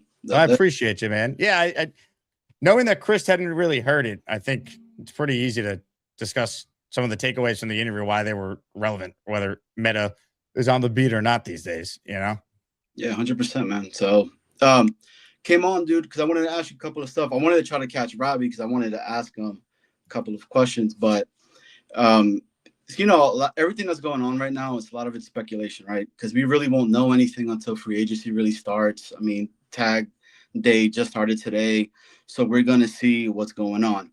But let me ask you this. A quarterback that is probably going to get out of Tennessee right now, he fits the type of measurables that Frank likes in a quarterback. Would you take a chance, if it's cheap, I guess, right, on Will Levis, him being out there, dude 6'4", 230, still young? I mean, with Bill Musgrave and Frank, is that somebody that you look into? So what if it was like Carr, Levis, and then a rookie, something like that? You're thinking? Yeah. I mean, I don't hate that. I mean, Will Levis is talented. I don't think he's good, but again, he was in Tennessee. Malik Willis was in Tennessee. Got terrible coaching. Now he's this hot name when he got real coaching. Maybe Will Levis is the same thing. Now I don't trust the Jets coaching necessarily, but at least it's a young guy with some upside to put in the pipeline with a more proven veteran. That's what I'm saying. So, there's a potential that's there. I mean, a sneaky person that could be something for us. I don't know. I mean, I'm He's 6'4". Frank Reich's gonna like that. He's 6'4", 229. Yeah, that's what I'm saying. So like the measurables are there. He has a pretty strong arm. The only I think, fault that he has is that he mixes mayonnaise with his coffee. But and then the other conversation, the wide receiving room, right? There's a lot of talk about Pittman. Pittman is talking about they might, because they're gonna tag Pierce. So what would it take to take Pittman? What would it take to get any other kind of wide receiver? Because I think for me, man, I'm on team offense. I want to build the offense as much as you can, bro. I'm tired of not scoring. I'm tired of the offensive woes that we've had. Just want to get your thoughts on that, Jake. Yeah, look, I'll tell you, I love the idea of adding another big time receiver. You could do it in a trade. You could spend big in free agency. You could also obviously use the draft. I think based on what we're hearing about this draft, you could find a really good wide receiver at pick 16 potentially, or with one of the second round picks. So then you got to start to think about like how you want to build your team contractually. You already made the big investment in Garrett. Do you want to spend another big receiver contract on a guy in free agency or the trade market when maybe you think you have something with AD Mitchell as well? So I think their internal evaluation of what their room currently is will influence the type of resources they want to put towards a 1B or like a true number 2 receiver. But the league's about scoring points. They need to fix the defense, yes, but I think good coaching could do a lot of that. And I think the number 2 pick's going to be used on a defensive player. So I'm not against being bold and getting another big name addition at wide receiver, whether that be in free agency. We've seen guys get traded a ton now, or the draft. I just got to see kind of what their plan in free agency is, and we'll get a better idea on how likely it could be they use a premium pick on a wideout. Jake, let me ask you this then. So let's go the draft route itself, right? So what if they say, the hell with everybody's talking about, because I really feel like not many individuals know what the Jets are going to do. But what if they go Tate at 2 and somehow Lemon drops, he's there at 16, and they get him? Then your room for a long time is Garrett Wilson, Tate, AD Mitchell, Lemon, and then your fourth is a Arian Smith, Mechie, or whatever. Would that be something that, if it's 2027 that we're talking about getting the quarterback for our franchise, you're kind of setting up the weapons for him to have, right? Especially if you get these wide receivers in the first round, you have that 5th year that comes to play there that would benefit you, especially us signing Garrett. I think what the extension was, an additional 4 or 5 years for him. I don't hate it. I just don't think Tate's going to be there at 16 when it's all said and done, and I don't think you'll take him at 2. I mean, somebody would have to essentially, right, want to switch with us. Who could be that team? I like the player a lot. I just don't think the Jets are going to take a wide receiver second overall. 100%. Yeah. I mean, look, I'm just trying to throw some fun ideas out there because. Can you trade down and then take him? Okay, but then you need someone to trade up. Then I think it's possible. I mean, do the Commanders fall in love with a Ty Simpson and we're giving fake news out there that we're taking a Ty? Because of why would the Commanders do it? They have Jaden Daniels. But the injury bug with him, man, and but you can't run your team that way. Sure, he's coming off an injury-plagued season, but the year before that, he was healthy and he was the best rookie quarterback we've ever seen. I'm just saying, you could potentially do the whole RG3 and Cousins situation again on just a little bit of a year later. I don't know. Again, it's just ideas that I'm throwing out there. The Will Levis one, though, I think it's a real conversation to have because he's going to get cut from the Titans. So why not? Take a shot. I don't hate it. Again, I don't want him to be my starter, but if you told me it's Kirk Cousins, Will Levis, and then a rookie, or Carr, Levis, and a rookie, at least there's like a strategy behind like sturdy veteran, younger QB with maybe an upside that needs a change of scenery, and then you definitely draft someone, and eventually that guy probably has to play at some point. The pipeline, you keep building it, and maybe if the Drew Allar ends up falling in the later rounds itself, you do that. I just feel like a lot of people, just to say completely no to something where our room has been trash, it's kind of crazy to me, right? Like the whole George Pickens conversation that's being out there, that if we were to potentially, give up the 44th for him, but he has problems with his attitude and all of this, and with the culture and they're trying to build. I mean, dude, we have Brandon Marshall, we have San Antonio Holmes. They had all that noise that was coming out of these guys, right? I mean, Holmes was out of Pittsburgh, and he left over there to come to us. So again, and they could build a defense maybe in free agency too, and they overpay for some of these guys. So I just think, again, with free agency just coming around the corner itself, I think that's when we're going to know what they're going to do in the draft, right? So I don't know. You have a better idea for sure. 100%. So, hey, and other teams have done it where they've got 2 wide receivers that they're paying over 20 mil, plus the cap keeps going up. So if you could tell me you have a potential to have a wide receiver that could, battle essentially Garrett Wilson maybe for but don't those teams have quarterbacks, right? Like the Bengals have Joe Burrow. You're setting it up for that. Are we though? I mean, you could, right? If the franchise is in 2027 for the QB and we got all those 3 picks. You could just take a receiver next year and pair him up with the quarterback. That Smith is amazing. Yeah, you're right. You could build your team more, fix the defense with pick 2 and 16. I'm just saying hypothetically, and you can still take a swing on a receiver at 33 or 44. True story. I mean, there's some guys out there. Just throwing it out there, man. I thought it would be like a fun conversation just to mess around with it because we don't know. At the end of it, we don't know. We don't know what they're doing. We still trying to figure out if they're going to franchise tag Breece or are they going to let Breece just walk or, all the noise that's coming out right now is saying that we are going to tag him, right? So, again, it's just an interesting conversation to have, but I'm a big no to to Hill, not because of the talent. Like, if he was not injured, I would say it's a conversation. Tyreek Hill? Tyreek Hill, yeah. Oh, forget Tyreek. He's not going to be a Jet. Come on. We don't waste our time. But I'm just saying, like, I don't know if he's playing this year. He had a much more serious than a typical ACL injury. And that's my convo on there is that injury was gruesome, bro. And like they're talking about is potentially Jordan Travis type of bad. So, dude, you see Tank Dell's knee? Like that going like over there this way and stuff, right? So that's another cat that might not even potentially play. But hey, Jake, let the haters hate, bro. Keep doing your thing, man, and just keep making content, man. Because if they're not hating, you ain't doing something right. Jake, appreciate you, brother. You got it, Johnny. Appreciate you, man. I'm gonna go check out Johnny's show, Jets Worldwide. Let me keep it rolling with the calls, but first, some super chats. Rooster says, Robbie, if you knew Caleb Downs was the next Kyle Hamilton, you'd have no problem taking him at 2. This is a draft where the Jets can't miss it 2. So, Rooster, I think you're watching on delay. So if you remind me, I could get Robbie's take on this next week. He likes Downs a lot, though. He thinks he's the best player, but he's still leaning Arvell Reese because of positional value. I like Caleb Downs, too. I can't deny it. He's really, really, really, really impressive. I just don't know if you could take a safety at 2. I mean, if the grades on the edges are close, don't you got to go with the premium position? I think team building wise, you do. Now, again, it Downs is Kyle Hamilton, sure. 2-time first team All Pro. I get it, but like, I just think edge guys impact the game more. Boomtown gifting a membership in the raffle for the signed Garrett Wilson helmet. The Jet fans getting a little crazy.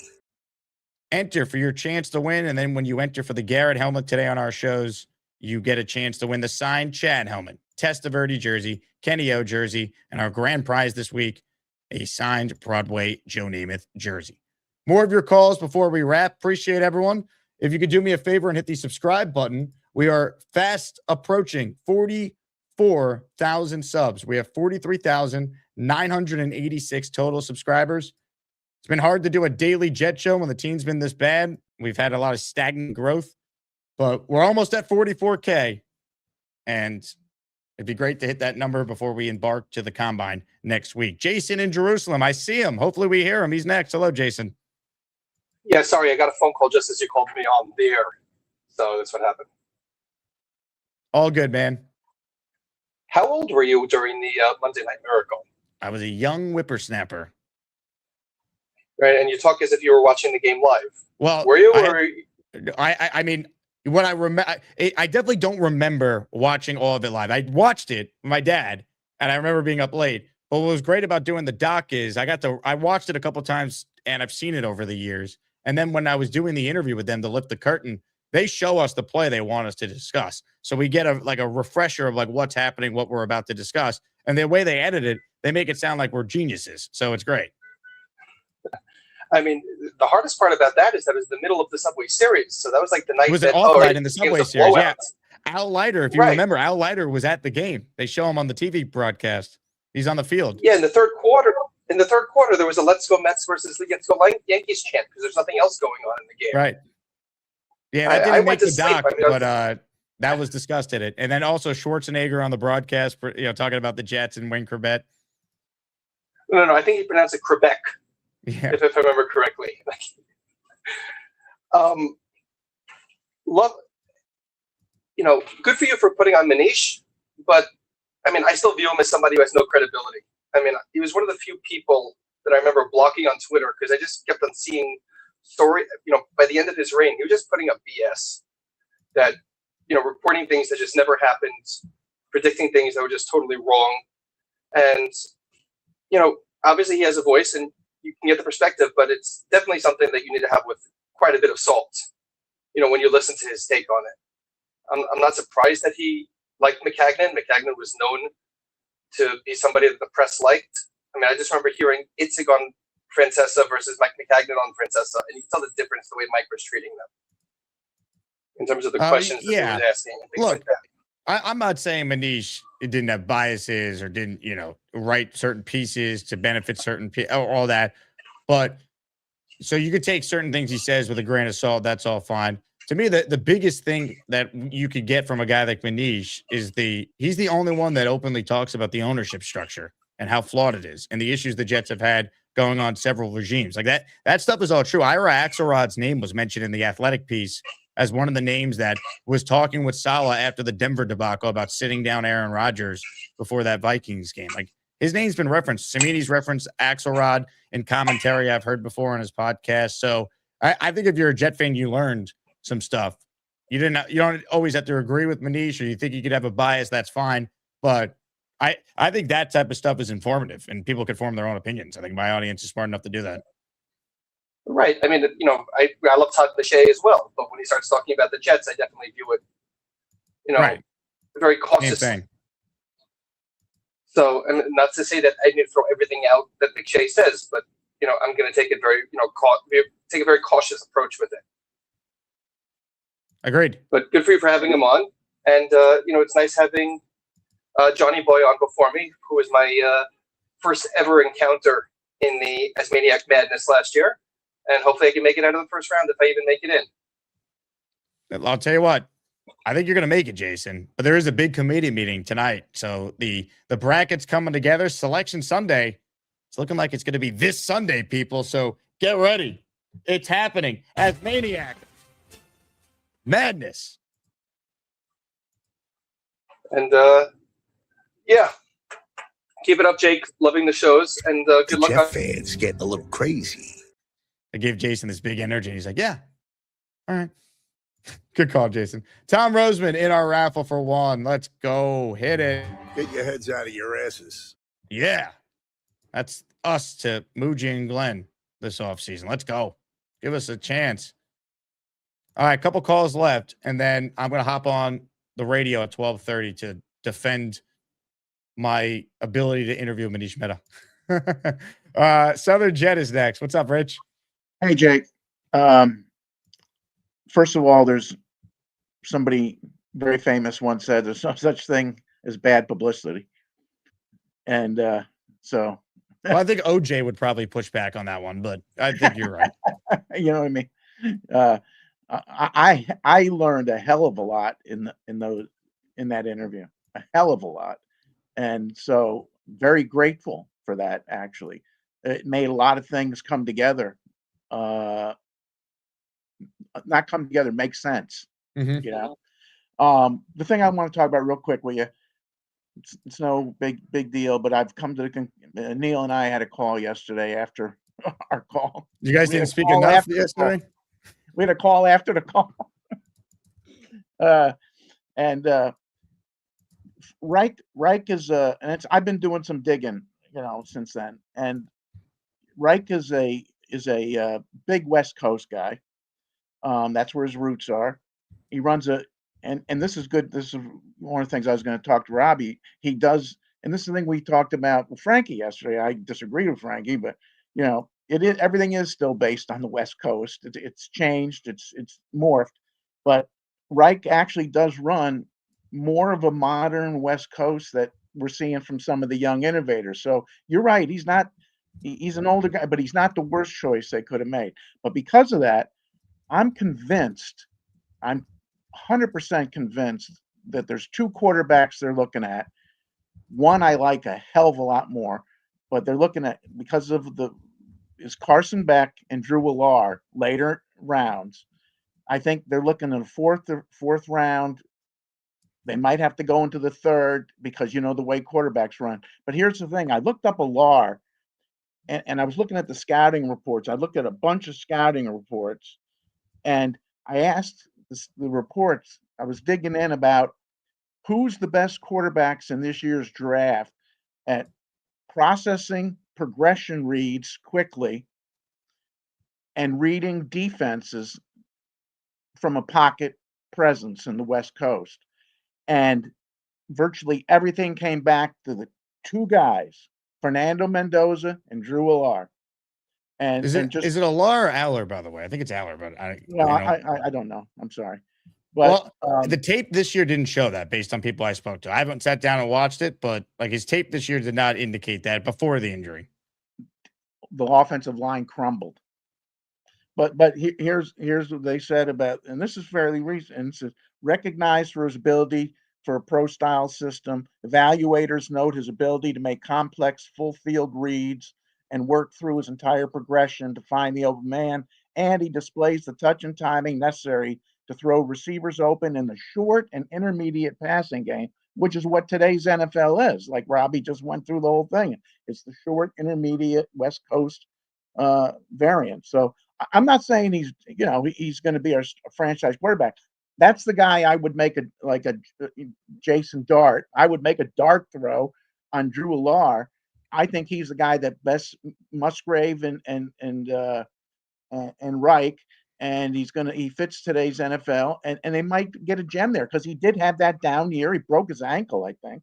All that combined, and he was the number one rated quarterback before 2 years ago. So I think he's I'm not saying he's Fernando, but I'm saying he fits from a style point of view. I think Neil was saying we ought to put a FanDuel bet on what quarterback the Jets are going to bet. I think it's going to be Allar. I think that's the guy they're going to. What round are you taking him? Okay, I think fourth, and that's why I said they might get pressured into moving because they got to trade because they don't have a third, moving into the bottom of the third to get him because they make runs on quarterbacks. You know that. Yeah, look, again, if that's where they did it, I'm okay with it. I think he's too big of a project to use a second-round pick on him, though. Oh, God, no way. No freaking way. So we'll see. I mean, it's a dart throw. So, if they did it there, I'm okay with that. He's got the size. A year ago, there was thought that he was going to be a first-round guy, or this year he'd play himself into the top 10 after he went back to school. So, again, that's part of the reason why I like Nussmeier, because he's son of a coach. I think he's really accurate. He looked healthy when I saw him in person in Mobile. Like, it's similar reasons, although Nussmeier is a lot smaller than Aller. Aller has the physical traits. That's why I took him off my list, because he's about 6 foot 6'1". I'm just thinking the Jets are going to go after the 6'5", 220 guy who plays a West Coast progression. It's all about reading progressions fast in the NFL today. Yeah. If you get a quarterback who can do that, Jake, you're in every goddamn game. And so, hey, good luck on your show after this. I'm sure you'll do yourself just as well. But 12:30 ESPN New York YouTube, baby. Put it on. Love it.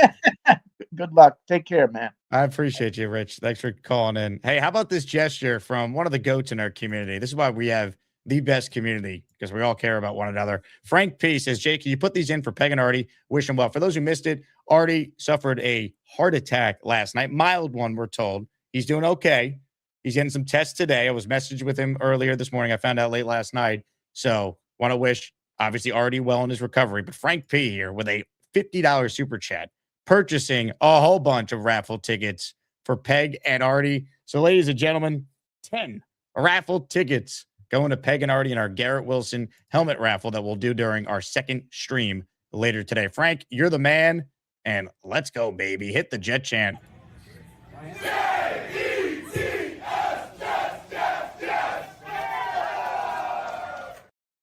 Frank P., one of the all-time greats. A couple other memberships I want to shout out here. Tom Roseman in the raffle for one. Thank you, Tom. Leanie in North Carolina, one of the greats. The Jet fans getting a little crazy. We know Leanie goes crazy when she's watching her Jets. She's in the raffle for one. Brett N11 in the raffle. Let's go.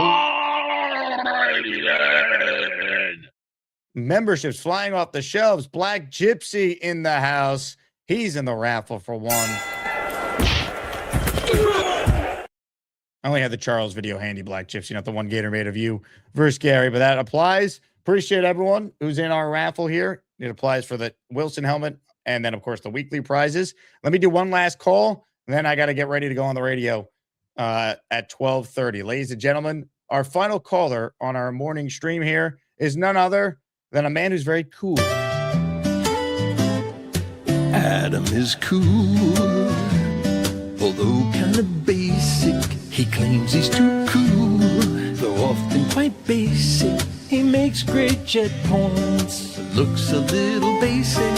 Adam is cool, too cool, but basic. Some would say generic. Hey Jake, how's it going, dude? What's up, Adam? How we You feeling? having fun yet? I'm living the dream. The Jets off season. Hope springs eternal. Yeah. Is the radio station paying for your Chipotle because they've ruined your lunch plans? I know, right? I got so much to do today too, but this is Starting worth up stuff. Yo, you should totally bring Carlin and Meta on. Have a rumble. I think it'd be pretty. That'd awesome. be funny. Yeah, I like that idea. You should offer it up. Why the heck not? I'm glad you brought him in. Look, he was coming in as an ex-reporter, so basically one of us, and I think that's awesome. Good Well, he on was you. able to Put be him on. more honest about his sourcing, so that's why I thought it was an interesting conversation. Yeah, definitely. And he's a contemporary of the time period that you were looking to get information from. I think it's good on you. No one should be shaming you for it, and it's within your rights for the program. So, hey, good publicity. And, Carlin can come on and talk about Meta, and maybe Meta will apologize. Who knows? You never know. That would get some viral hits, right? 100%. I think putting them on the same show would be hilarious. You should totally do it. I think that would. I could tell. I could see he was kind of regretting the argument as he was going through it. I think he was realizing that he genuinely likes you. He didn't want to throw you under the bus like that. Well, I don't know if he heard it. I think if he heard it, he'd understand like that. I did push back on. So like when Meta was talking about under Woody, no great coach will ever want to coach the. I'm like, well, to be fair, when Saleh was hired, he was considered the top coach of the market at the time. Same with Bowles. Like they've been able to get good coaches before. That's not been the problem. And good on Bart. You picked up on it. Bart was trying to soften him down, and I think it worked. I think Carly was realizing that Bart wasn't getting in on this. No, I'll just say this. Bart and I see the Jets through a very similar lens. I'll leave it at that. So with Caleb Downs, I think of him like he was a captain, I think, if I'm not mistaken, of a really good Ohio State professional-looking defense. I mean, Patricia ran it, and if Caleb Downs can handle that and the complexities of Patricia, we need a quarterback of the defense. We need someone to take over that Mosley role. Sherwood's first year wasn't great, and I think everyone was hoping he would pick it up, but maybe it's not the right spot for him. Maybe it'd be better if it was someone like a Downs. I could see the value even at 2 for him just because of the leadership capabilities that he has and the actual production versus potential. Again, I like the player a lot. I think it will come down to their grades on the other defensive ends. Yeah. And if it's similar, they'll probably go with the premium position value, like how you build your team versus the great safety. If Downs is clearly their top rated player, there's a real argument to take him at 2 at that point. There is, because it's not like there's an Abdul Carter or Will Anderson or Myles Garrett in this draft class. Yeah, I hear you. I wonder if Michael Clemens will still be on the roster next year. Will we get God? Can we all acknowledge, even the bootlickers that love Glenn, that if Michael Clemens is retained, this is not a serious franchise for this year? I don't know. Maybe I had this crazy idea that maybe he'll have like a Becton like trajectory where he'll add more weight and he'll actually move to the interior and be better. But that's a whole other story. But he's got the build. He could get bigger. And he's certainly motivated. But anyway, I love Mendoza, and the other quarterbacks are, at a kind of a different level. The last thing we want to do is like fall in love with a quarterback that doesn't have the kind of potential that the 27 quarterbacks have, like the T's of like, oh wow, this quarterback could be on the up and up, so let's go and skip the 27 class. Is kind of, to me, like a worst nightmare scenario where we fall too much in love with someone that may not really have the ceiling that we're looking for.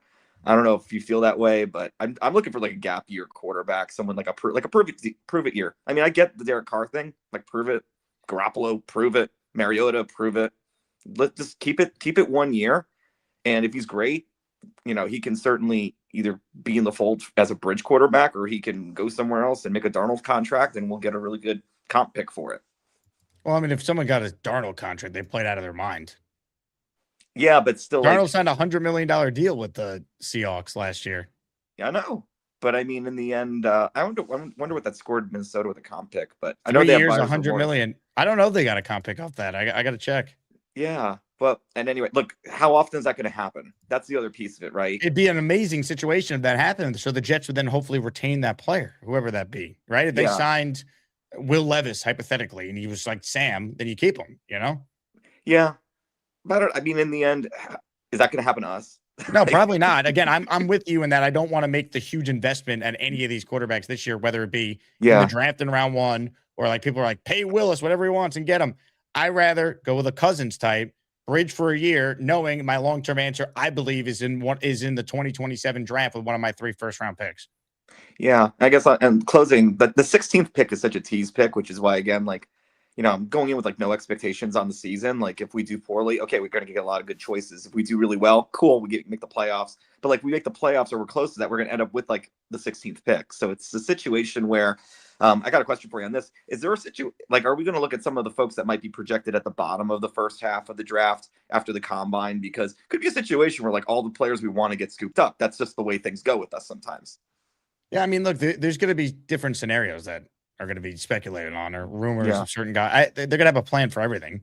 I just think they're going to stick to their board outside of like, they're not going to reach for an offensive tackle in round 1, for example. Yeah, absolutely. I just think like if we were to trade down from 16, which I know no one's like thinking we would even consider this, but like if the situation allowed itself to, would we consider trading from 16 down to like 27 and get one of those second rounders that we were looking for, and essentially it would just be essentially a situation where we still continue to load up on the 27 class, probably with fresh set of eyes in all likelihood. And is that the way to go? And is that, I still just depend on the board lies. I hope someone great is still there at 16. And if it's not, I'm okay with trading out of the first round and getting another first rounder the following year, or getting some extra second and third round picks in this year's draft. Because in that way, you're just adding more young talent that have proven production. I'm all about production over potential at this point, because we need production. We missed it. We didn't have production with interceptions. We didn't have production in sacks. We need production. No more of this like, oh, this person's got this great build, he could be great at this position. Like,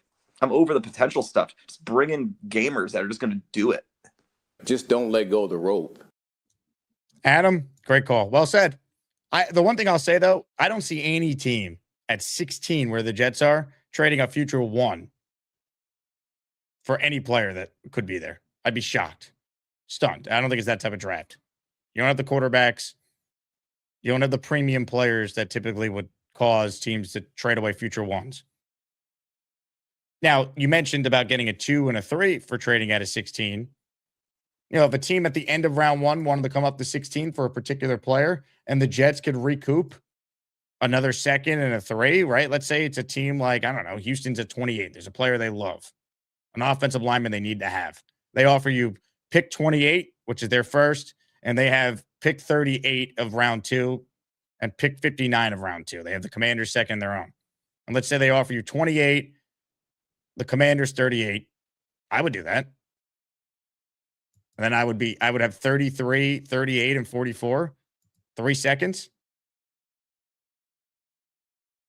You know what I mean? So I think there's scenarios like that could play itself out where the Jets can move out of 16 with the team at the end of round 1. All right, ladies and gentlemen, home stretch. Let me shout out Patrick DiStefano, who 6 minutes ago gave us our first 10 spot of the show. The Jet fans going crazy. The Jet fans getting a little crazy.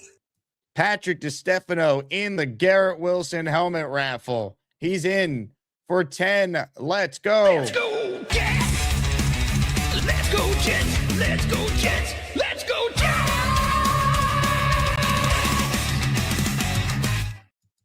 Raffle will be at the end of our second stream. Big prize, so we're combining entries today here on a Tuesday. The following 10 listeners, thanks to Patrick's generosity, are now channel members.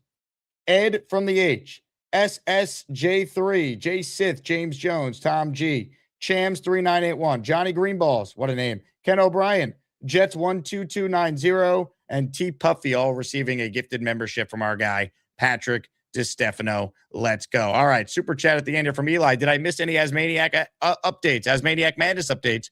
Will I be able to fill out a bracket? Yes. Selection Sunday is likely going to be Sunday. I will confirm that tonight with the committee. We're going to meet to finalize the initial brackets here. And look, the brackets could change right up until Selection Sunday because craziness happens, as we know on the show. If you want to be eligible, you got to call in at least once over the last 3 months, and the committee will take you into account. We have a field of 68 this year, expanding the tournament from 64 to 68. There'll be play-in matchups to get us down to 64, like the actual NCAA tournament. And Eli, you will be able to fill out a bracket. We'll have a website. Last year, we did it through Splash Sports, and you can actually fill out your own bracket, and we will reward prizes for whoever comes in first, second, and third in their points for the bracket. Oh, we'll have more info on all this later this week. We did an entire Selection Sunday show a year ago. It was dedicated to just Asmaniac Madness. I'm planning on doing that for the second year in a row. On that note, I got to hop on the radio. I'm going to be arguing with Chris Carlin. If you want to watch it, it's on ESPN New York's YouTube channel. So I will talk to you guys there, and we'll be back this afternoon with the great Joe Blewett. Until then, like the video, subscribe to the channel, and as always, go Jets. We'll talk to you this afternoon. It's up to you, New York, New York.